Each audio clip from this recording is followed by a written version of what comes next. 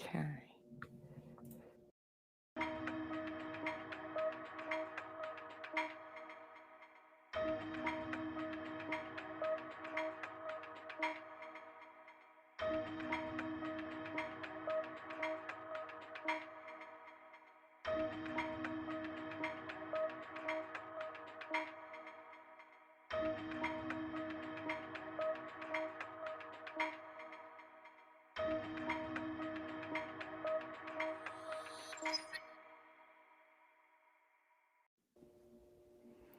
Okay, and we're live. Woo! I think we are. That's a good sign. How are you doing, Alice? Yeah, good, thank you. Excited to be here, especially as your first guest. I know. First ever episode of Voicing Opinions, and you have got the top spot No as pressure. my first guest. Yeah, no pressure at all. I mean, to be honest, we'll just end up waffling on for half an hour. Yeah, just have a chinwag. That's fine. You know, if people want to watch that, that's fine.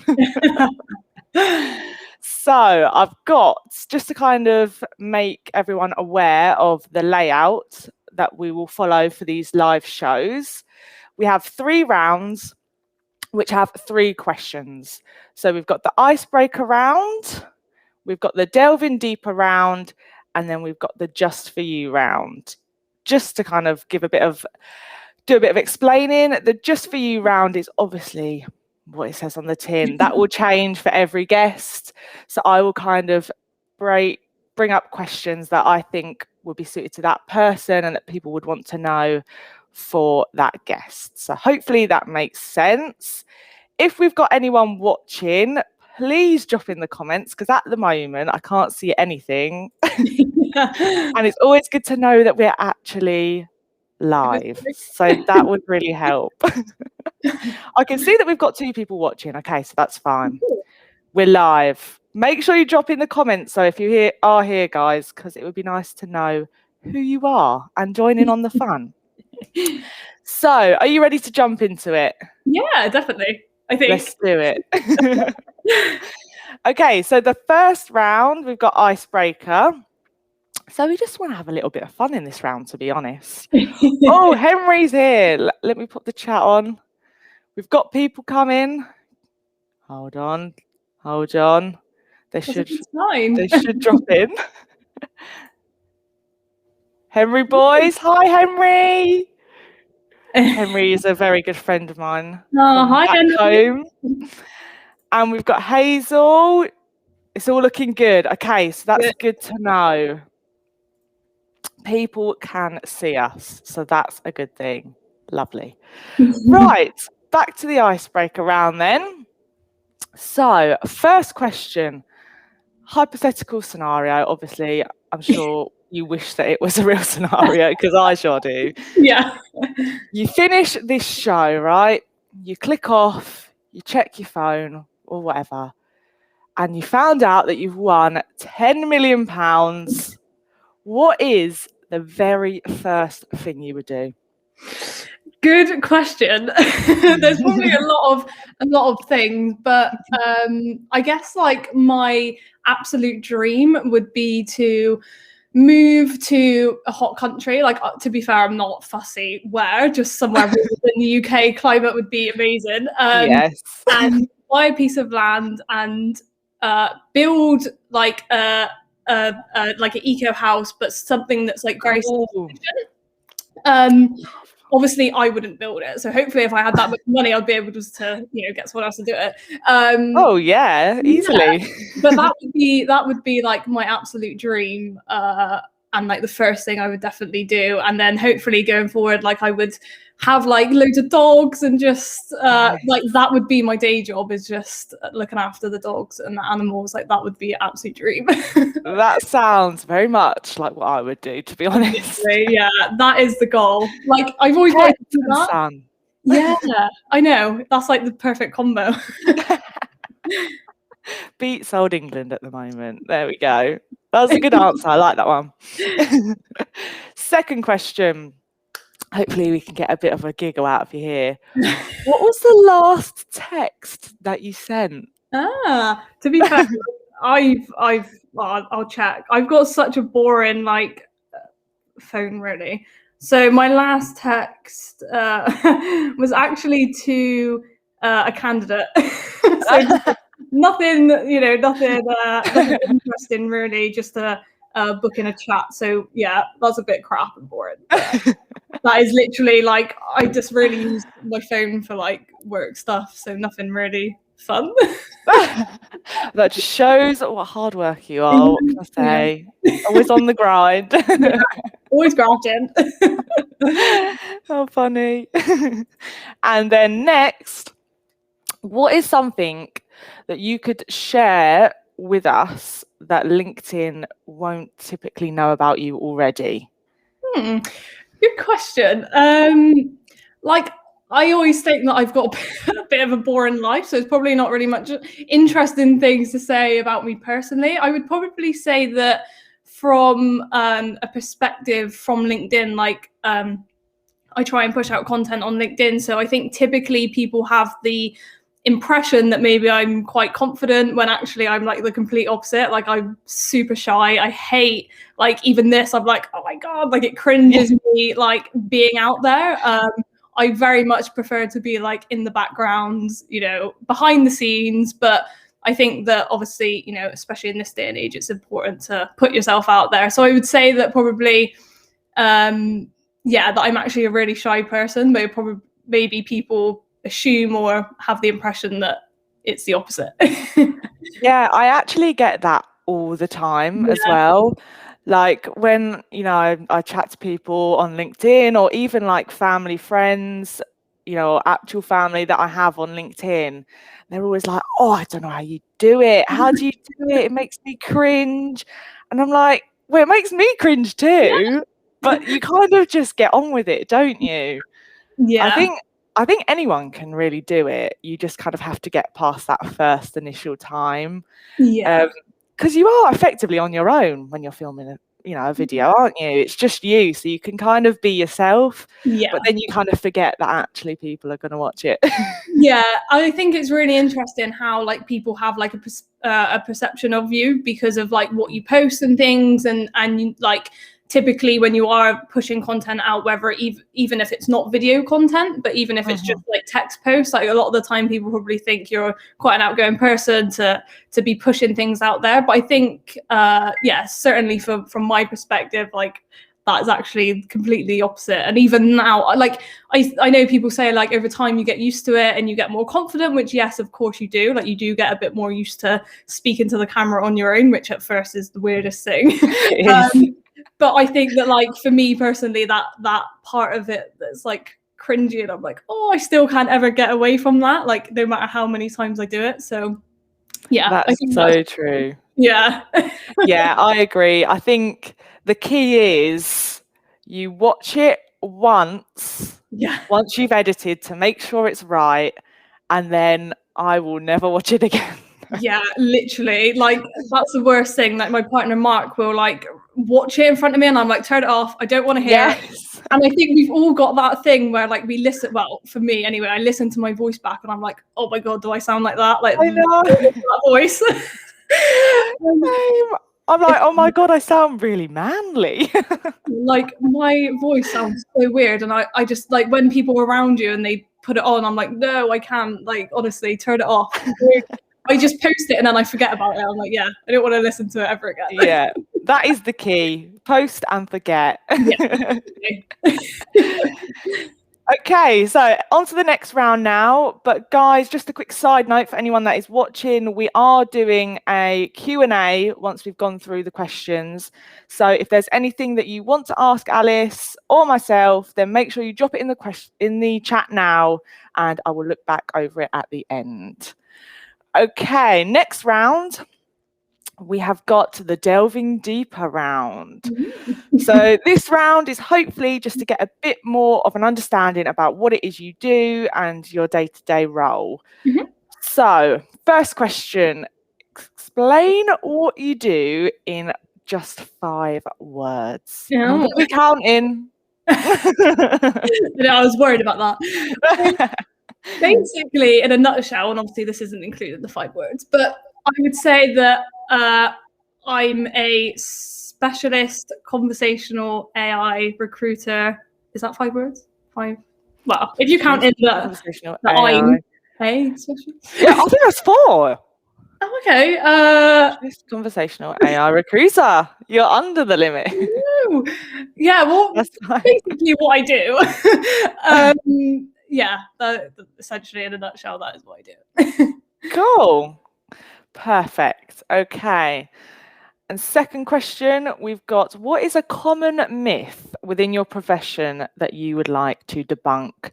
Right here, right now, set the record straight. So I think like in the recruitment agency world, like there are a lot of myths. So I could be here all day, but I think typically one of probably the biggest ones that stand out for me personally is that when like companies or people will say, well, why would I use an agency when I can just hire myself?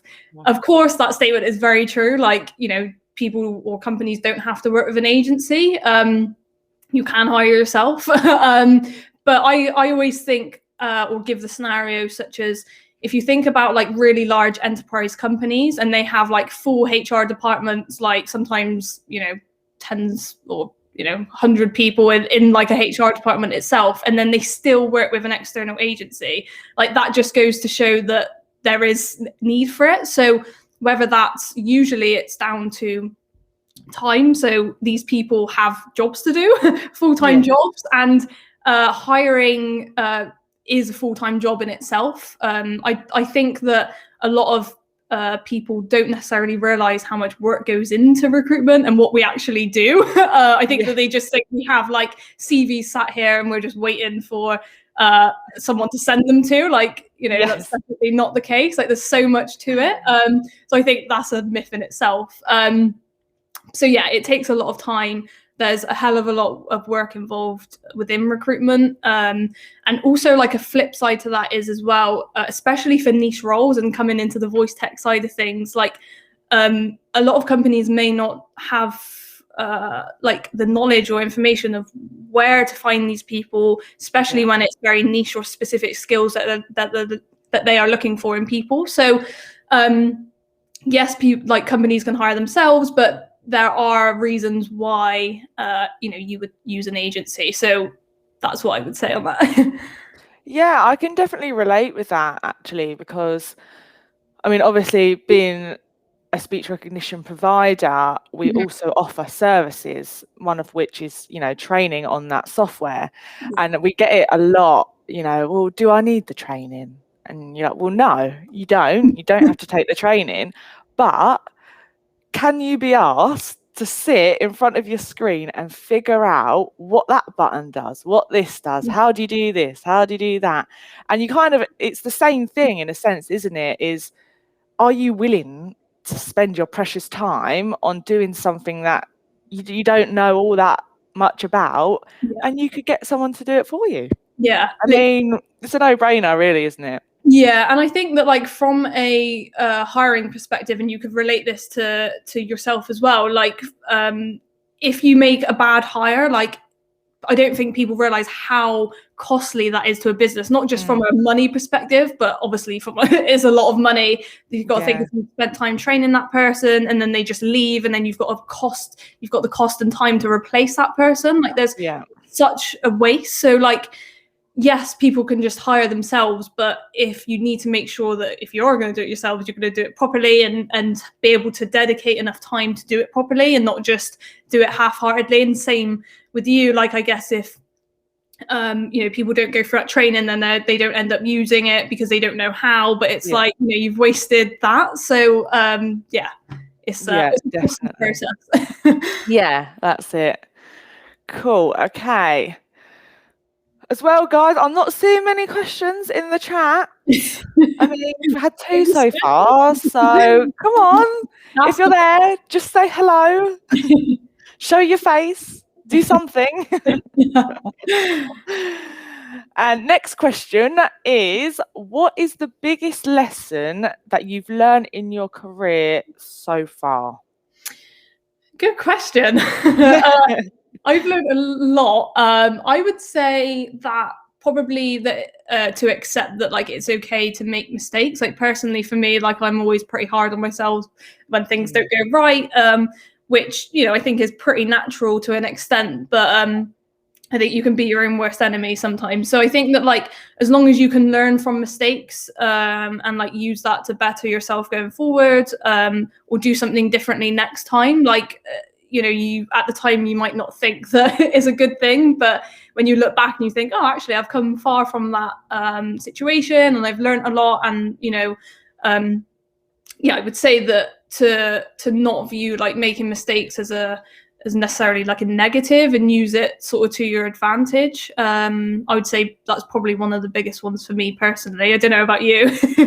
Yeah, definitely. I think that's a really good one. And I think it's probably something that is quite sought after as well when people are looking for a role, is that they have an employer that is supporting of that. Yeah. Because it's all well and good you know, knowing internally, okay, right, that was wrong, but I'm going to use it, I'm going to learn from it.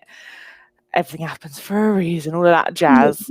But if you have an employer that doesn't have that same point of view, that can be really damaging. Yeah. I mean, I've had it before, you know, in previous jobs where I've accidentally done something wrong and it's been like, oh my God, what are you doing? Yeah. And it makes you feel awful. So I Yeah. think having an employer that is just like, okay, that's fine, this is what you should have done. Yeah. I think that's really important in being able to learn that lesson. Yeah, definitely. I think that like if you've, like you said, if you've got an employer that almost makes you feel really bad and you're like, oh my God, I'm going to lose my job because I made like a silly mistake. Like the thing is, people need to accept people make mistakes. Yes, sometimes they can be a bit damaging, but if you deal with the situation in sort of like the wrong way, people maybe won't learn. So like I think it's yeah, especially when you're working for someone or a company, like for the employer to be, you know, not necessarily just jumping down your throat,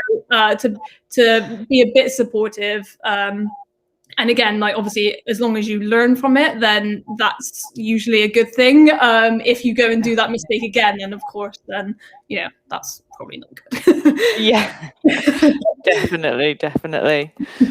Okay, so we're going on to the final round now, guys. So we need some questions in that chat by the time we finish this round. Okay, so whether you want to ask Alice about recruitment, LinkedIn, any tips she uses on LinkedIn, voice recognition, AI, anything, drop it in the comments. Oh, we've got one from Hazel. Love it, Hazel. We will come back to that. Thank you. We want to see more. Be more like Hazel, okay, everyone? Whatever you're doing, just be more like Hazel. I'm going to bully you. Yes, more questions. Ooh. Love it. Okay, we're good. Right, so let's go into the last round, which is the Just For You round. As I mentioned earlier, these questions will change for each guest. So this question is just for Alice. So, since the pandemic, have you seen a change in the volume of roles opening up within, you know, the conversational, voice tech, speech recognition sector? Yeah, I would say definitely. I think that like this whole pandemic that's ongoing has, and I do think that it almost has had like a positive impact in a way on this industry just because of where it's like, you know, what you can get from it. So I think that a lot of businesses have had to reevaluate their offering and maybe how they connect with customers. So, you know, customers aren't, or maybe weren't going into stores.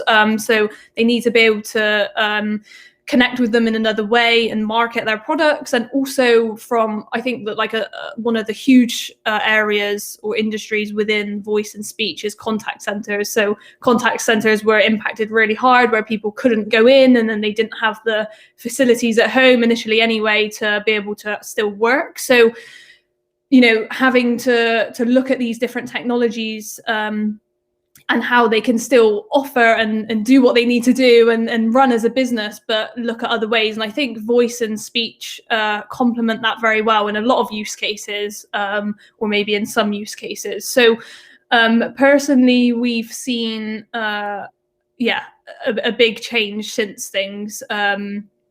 And also from a candidate perspective, like a lot more people are learning about voice technology. Maybe like a year ago, they didn't really know what it is, or maybe didn't realize the impacts or actually what companies were doing out there. And now they're realizing, a lot more people talking about it. I go on LinkedIn, and there's just, obviously within my network, it's all voice and speech anyway, but like the conversations, there's just so many more conversations going on about it. And I think that even like the general sort of like public, if you like, that maybe didn't use voice before, are now looking at it and maybe incorporating it into their lives a bit more daily. So from my perspective, yes. But yeah, I'm not sure if you've, I guess, from Voice Power and how you've seen maybe an impact, and or how that's impacted your sort of business and things over the time of the last sort of year, would be interesting to hear as well. Yeah, definitely. We've seen a pretty similar increase, actually. More so because, obviously we all had to go back to working from home. Yeah. This was a new thing. Systems that were currently in place for businesses weren't working for that purpose. And so, honestly, those first few months of when lockdown first happened, our phones were ringing off the hook, like, right, we're working from home. How's this going to work? Can you make it work? And it was just like, oh my God, even for existing clients, that certain solutions they were using, they were like, right, we need to make this work at home, which, we were able to do for them. But in terms of new inquiries as well, it is that kind of realization that technology is actually a good thing. Yeah. I think that as one massive positive that's come from lockdown is that people are no longer seeing technology and digital transformation as the enemy. We've relied on technology so much in this period that people are actually now realizing that it is there to help. It can be used to overcome certain scenarios. And I think that's been really interesting to see. People are open to trying different things. Not everyone wanted to work from home, but we've done it. And I think showing that is possible and it can be done has definitely opened people's minds to the possibility of, okay, well, how else could we use technology within our day-to-day life? So definitely agree with you there. It's had a positive impact, I would say. Yeah. A good thing to come out of the crazy last year. Yeah, definitely. We've got to focus on the positives. Yeah, definitely. And the next thing I wanted to ask was that, I don't even know how long we've been connected.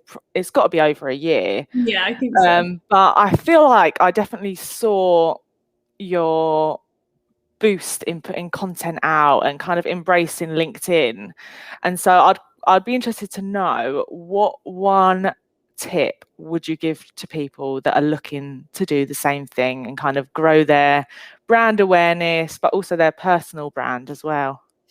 Yeah, great question. I think that one like key tip I would say is to not expect results straight away. Like, and I've sort of said this before in content anyway, but like personal branding or any sort of like, branding in general, whether that's company branding specifically or your own branding, is that it should always be done with a long-term mindset. Like everyone's journey is going to be different. Like, whether you, and it's going to change as well. You may not come into it, doing one thing, for example, like you don't have to do video content if you don't want to, but you might try it and actually to find that it works for you. Like a lot of it's trying to find what works for you personally. So no two people are going to have the same sort of journey with it. But I would say that yeah, don't go in with it with a short-term mindset, because it probably won't work.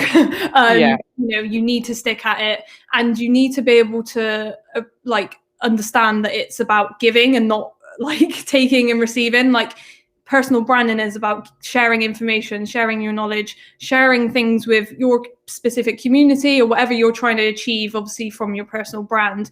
But if you're doing that with a short-term mindset, like, yeah, where's all the clients at? I've been doing this I've put out 2 posts and why haven't I got clients like queuing out my door? It really doesn't work like that. Like you need to stick at it, and trust me, if you do, it will pay off. Like we've seen amazing results from pushing things. Like we've got clients from pushing out content on LinkedIn and personal branding, so it definitely works. But it didn't work within the first, year. Like it has to take time, or everyone's like journey is going to be different, and it may take some people longer than others depending on what your focus is. But yeah, just don't expect results straight away, and stick at it, and trust me, it will pay off. Yes, that's a good one actually, because I think it is quite disheartening in those first few months where you're spending ages on creating this content and it gets 1 like. And you're like, really? Like I'm just going to stop. But it's so easy to fall into that trap, because actually it is the consistency that eventually you will get those results. So sticking at it is so important. And I think it's like I came into the mentality like, like when I started doing it, I was like, what if I get like, no one likes stuff, and like what if but then I think now that like even if I get 2 likes, but maybe I've helped those 2 people, or maybe they've gone away and been able to learn something, like I try and look at it that mindset, because then I don't get so disheartened. And I think that's the reason, that's why I remind myself that's why I'm doing it in the first place. Like if I've managed to help 1 person, then it's better than doing nothing, essentially. So sometimes it's a mindset. Yes, Hazel's loving that tip. Oh, thanks, Hazel. Good advice. Rebecca's agreeing as well. You have got to play the long game. 100%. Doesn't just happen overnight, although it might seem like it does for a lot of creators. It's like, what? How have they got all those likes? And it doesn't happen straight away. So persistence pays off. So I'm with you on that one, Rebecca. And she's saying morning. Good morning to you. Okay, so I think we're on to the last question. How quick has that gone? It's flew by. Yeah, so we've got this, and then we've got the Q&A after, guys. So we've got a few questions, but if there's anything else you want to ask, then make sure you drop it in now, and we will get to that afterwards. So last question to finish it off is, what voice technology product do you personally use the most in your day-to-day life? Yeah, so it's a bit of a generic one, really, but I typically use my Amazon Alexa mostly for playing music. I think that's probably my go-to. I have actually started using an application which is called play.ht, I believe, and basically what that does is we started like a new blog series, and it basically offers like text to speech, so it can you basically can choose from like hundreds of different voices, very realistic voices, and then translate your like written blog post to a podcast, essentially, in a way. Wow. So that's probably, I've been using that quite a lot recently with our new blog series, and I think that's been a really great one, rather than like us sitting there or maybe recording and speaking to people. Like obviously you need a lot of different equipment for that, and I'm a bit of I don't really know how all that works, so we're going down this route initially, and I think it's really good, especially with our focus in voice tech and being able to use different technologies like that, especially with it being realistic and not like a really robotic voice, because there's nothing worse than listening to something that's like really robotic. So that's probably been one of my most used ones recently as well. Yeah, that sounds really cool. I'm gonna have to get the details of that off you after this, I reckon. Yeah, it is interesting. Yeah, because I can imagine from an accessibility point of view that would be really helpful as well. Yeah, well, that was the main reason why we started looking into it, to see what we could maybe, if there were any solutions out there that could do that, because that was the key reason why. And it is working really well. The feedback as well from people that have been like listening and reading the blog posts have said that it's really good. So yeah, we're really pleased with it so far. Oh, good. I love that. Okay, so that's the main rounds done. So we're heading on to Q&A now. So first one we've got. Question for you both. What has been your proudest moment so far in your career? Wow, that's a big one. I'm going to have to let you take the lead whilst I think of that, Alice. That is a good question. Such a good question. Yeah, I would probably say starting so my partner Mark started Tech Hire nearly 2 years ago now, I think, or coming up 2 years, and then I joined around 6 months in, and us like running a business together, I think, has definitely been like my proudest moment so far. And when we started, it was a bit like, oh, is this going to work? Like, especially working with your partner, like that in itself is a challenge. And I think that we've like come closer, and like it's actually made us stronger as a couple as well, and like working together and things. So, and obviously like building the business together and sort of reaping the rewards ourselves and then working for someone else, like that's probably been my proudest moment so far. That's definitely something to be proud of, for sure. I think I would kill Jay if I had to work with him, to be honest. Yeah, there are times. It's not always saying. Yeah, I bet. For me, I mean, I always struggle thinking back because I'm going to get off this live and something will spring into my mind and I'll say, I wish I said that. But off the top of my head, Hazel, I will probably have to say it would probably be about 2-3 months into starting at Voice Power. And obviously you're learning a lot, you're absorbing everything, because, you know, speech recognition was massively new to me when I started. So there was so much information to take in, and I was getting these content plans in place. And for me, the proudest moment is probably when I started to actually see some results.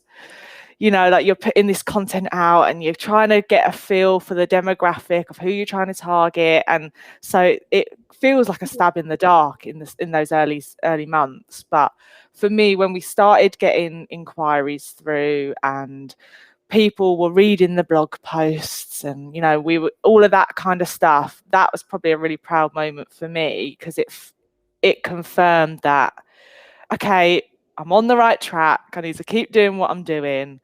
So that is probably the proudest moment that I can think of right now. Amazing. Love it. Okay, next question we've got is from Fraser Pete. Sorry, Fraser, if I've pronounced that wrong.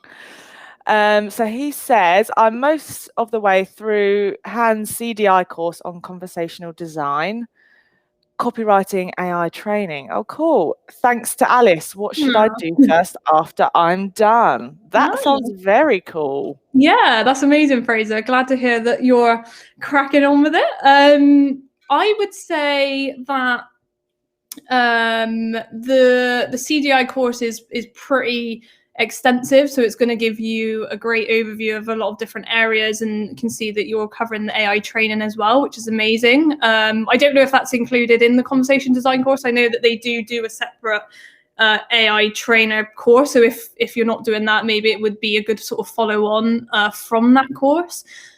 There are like other courses you can do, but I guess it depends how confident you feel after that. And I know that from that course you should like be able to work on some projects. So maybe if you haven't already, start putting together like a portfolio to show what you've done on that course, because you know you don't have to have a conversation design portfolio just for commercial work. You can do your own projects or projects that you've done during a course. So I would suggest maybe look at that if you haven't already, and continue doing what you're doing in terms of networking and stuff, joining webinars and different things that come up.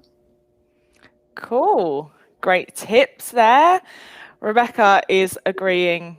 I can never work for my husband. You're one in a million, it appears, Alice, because we're all going. To be fair, the thought of it at first, I was like, yeah, no, it wouldn't work.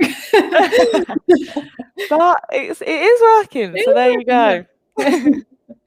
We've got another question here. It's not showing who it's from. I hate it when Restream does this. If anyone can tell me how to stop it saying LinkedIn user, that would be much appreciated. But the question is, what purpose do you want to serve with your current job or work you are doing? Is your job helping you achieving what you really want to do in your life other than money or position? That's a good question. That is a good question. Very good question. You want to take it away? Yeah, I would say, what purpose do you serve with your current job?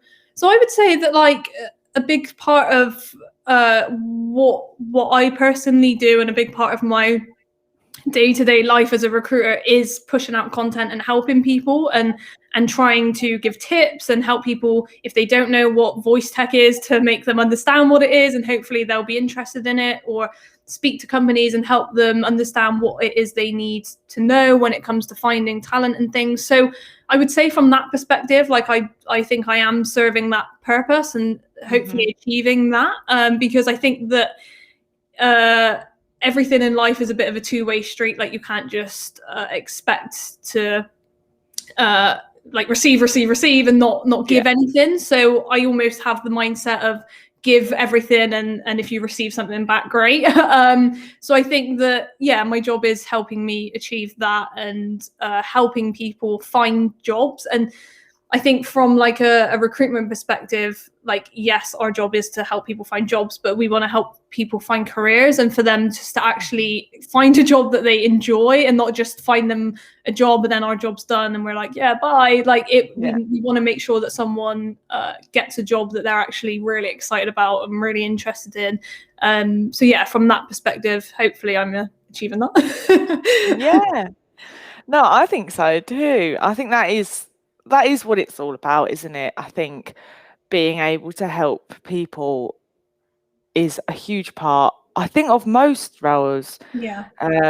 Whether you're B2B or B2C, I think that is the end goal. Yeah. So to feel like you're doing that, that's amazing. That's what it's all about. Yeah. So thank you for that question, LinkedIn user, whoever you are, you mystery person. Okay, and then we got another question from Rebecca. Rebecca wants to know, who is your favorite content creator on LinkedIn? I always find this one so hard because I can never pick. There's quite a few people that I personally follow and read and watch their content. I think that probably one that sticks out for me personally would be Amelia Clout. She puts out great LinkedIn tips, and like breaks it down so simply. And the thing is as well, she shares so much information. Like some people just give you like a little like seed, and then hopefully you'll start working with them, and then you have to become a client to really get to know the info. Whereas she sort of gives everything, and shares a lot, and creates documents that she'll send you and stuff, or send anyone. So I would say that I probably it's hard to say a favorite because there are many that I follow and stuff, but I would say she's definitely a great one for building your personal brand and getting tips around that. Definitely. I mean, her lives are amazing. Yeah. She does the Q&As. Yeah. They're so helpful. And I just think you're right in the way that she answers the questions. It's very straightforward. There's no jargon, or if there is, she will explain what she means. So yeah, I definitely agree on that. She has some great content. For me, Luke Matthews has got to be up there for me, because his posts always make me laugh. Most of the time it's just GIFs and memes and all that kind of fun stuff. But it's still, I just love to see that kind of content. So Luke Matthews is definitely up there for me. Another one that I like, Alice Stevenson's. She is a lawyer, but some of the content she puts out about, being a woman in a male-dominated field, or she's got loads of tattoos. So she's always like challenging perceptions of what a solicitor or lawyer should look like. And I love that. Just the content she puts out, I think is just so cool. And so she's got to be up there for me. So I can't narrow it down. So you're going to have 2 because that's all I can do right now. So it looks like I can't see any other questions in the chat. So it looks like we've got through them all. If there's any others that any of you have that you haven't asked yet, then feel free to drop us a DM. Make sure you go and connect with Alice because you need to check her content out. If you're not already, then what the hell is wrong with you? But thank you so much for being my first guest on Voice and Opinions. I feel like we've done a lot of voice tech, which kind of leads to the name, so that's good. Very fitting. Yeah, and I've absolutely loved having you as my first guest. Oh, thanks so much. No problem. So thanks everyone, and have a good day. We'll catch you soon. Thank Bye. you. Bye.